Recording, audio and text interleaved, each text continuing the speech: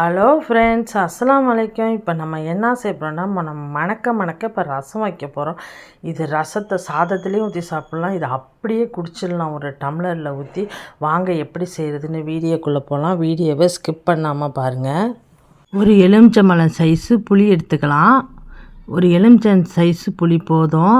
நான் 2 பழுத்த தக்காளி 2 எடுத்திருக்கேன். அது இந்த ஓரத்தில் உள்ளது, இந்த நடுப்பற இருக்கும்ல, அதை கட் பண்ணிவிடுங்க. கட் பண்ணிவிட்டு 4 பீஸாக அரிஞ்சு போட்டுக்கலாம்.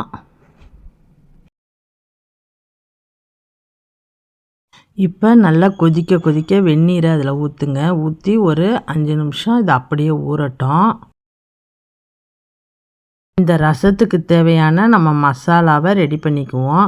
ஒரு மிக்சி ஜார் எடுத்து ஒரு 1/2 கப்பு ஒரு 2 ஸ்பூன் அளவுக்கு துவரம்பருப்பு சேர்த்துக்கோங்க. ஸ்பூனுண்டா 2 ஸ்பூன் அளவு. முழு மல்லி அது ஒரு 1/2 ஸ்பூன் எடுத்துக்கலாம். ஜீரகம் நல்லா 1 ஸ்பூன் தாளாரமாக சேர்த்துக்கோங்க.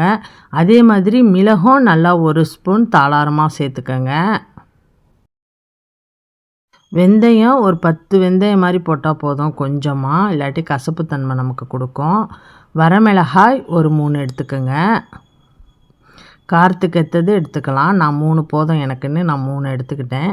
இதை போய் இப்போ நம்ம பைன் பேஸ்ட்டாக நல்லா அரைச்சிட்டு வந்துடுவோம். தண்ணி ஊற்றாமல் இதை பொடி பண்ணிட்டு வந்துடுங்க.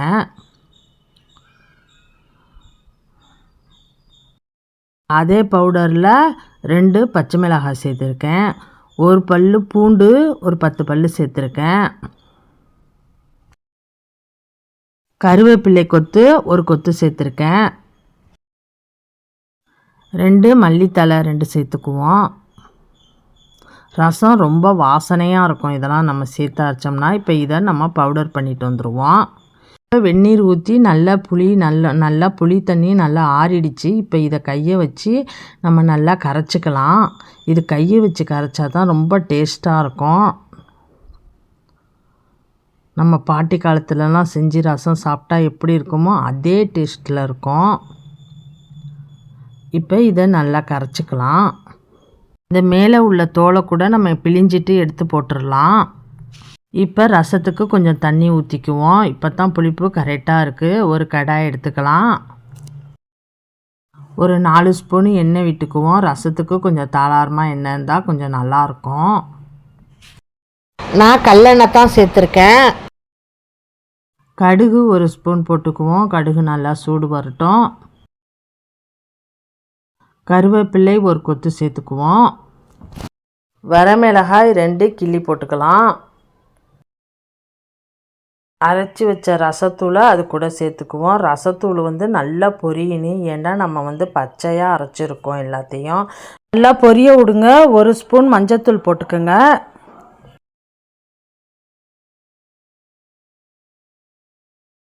இந்த டயத்தில் நம்ம கரைச்சி வச்ச ரசத்தை இது கூட சேர்த்துக்குவோம். நல்லா நமக்கு ஊற்றும் போது நல்லா புகை வரணும். இந்த பாருங்கள், நல்லா நுரைச்சிக்கிட்டு வருது பாருங்கள். கொதிக்க விட்டுறக்கூடாது. நுரைச்சி வந்தோடனே நம்ம ஆஃப் பண்ணின்னு இப்போ தேவையான அளவு உப்பு சேர்த்துக்கலாம். இப்போ இது மேலே மல்லி இலை தூவிக்குவோம். இந்த மாதிரி நீங்களும் ரசத்தை ட்ரை பண்ணி பாருங்கள். நுரைச்சி வந்துருச்சு. இப்போ நம்ம இதை அடுப்பை ஆஃப் பண்ணிவிடுவோம். இந்த மாதிரி ரசம் நீங்களும் ட்ரை பண்ணி பாருங்கள்.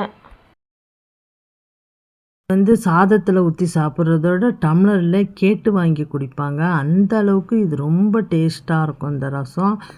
நம்ம சேனலை பார்க்குற நீங்கள் சப்ஸ்கிரைப் பண்ணிட்டு பாருங்கள். சூடான சாதத்தோட இந்த ரசத்தை ஊற்றி சாப்பிட்டா அவ்வளோ டேஸ்ட்டாக இருக்கும். நான் சிக்கன் பொரித்து வத்தல் ஒரு 4 எடுத்திருக்கேன். இது ரொம்ப டேஸ்ட்டாக இருக்குது. இந்த மாதிரி நீங்களும் ட்ரை பண்ணி பாருங்கள். இந்த வீடியோ பிடிச்சிருந்தா லைக் பண்ணுங்கள், ஷேர் பண்ணுங்கள், கமெண்ட் பண்ணுங்கள். முக்கியமாக சப்ஸ்கிரைப்